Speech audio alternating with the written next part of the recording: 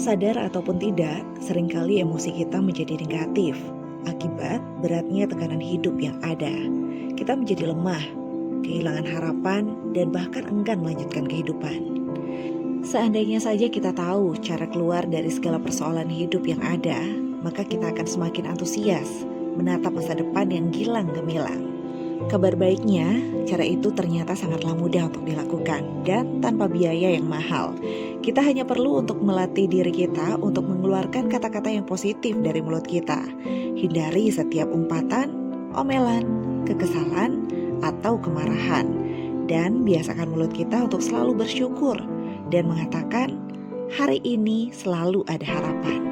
Tuhan itu ada, Tuhan masih terus bekerja buat segala sesuatunya menjadi indah. Memang masalah tidak akan hilang dalam semalam, seinstan yang kita kira. Tapi hal itu perlu dilakukan dengan ketekunan.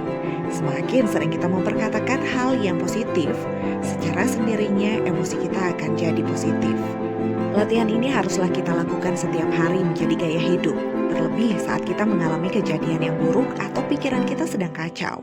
Setiap perkataan positif yang kita ucapkan akan menertibkan pikiran kita untuk kembali memikirkan hal-hal yang positif.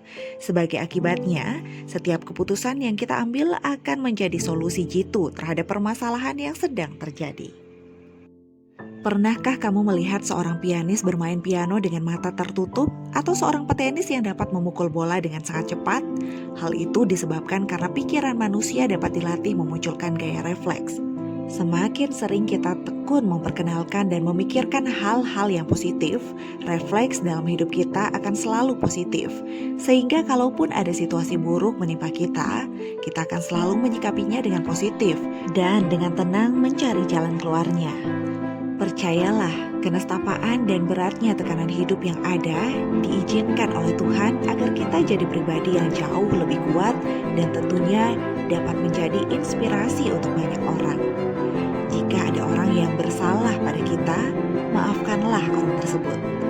Sebaliknya, jangan sungkan untuk meminta maaf jika kita berbuat salah pada orang lain. Dengan cara itu, kita dapat menjaga atmosfer hidup kita agar tetap positif dan bersuka cita.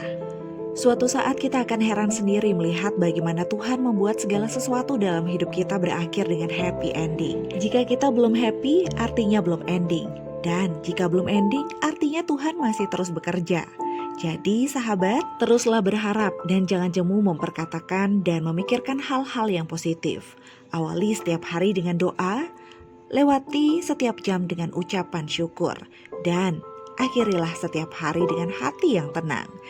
Sebab kita tahu bahwa hari esok pasti ada harapan dan masa depan yang cemerlang.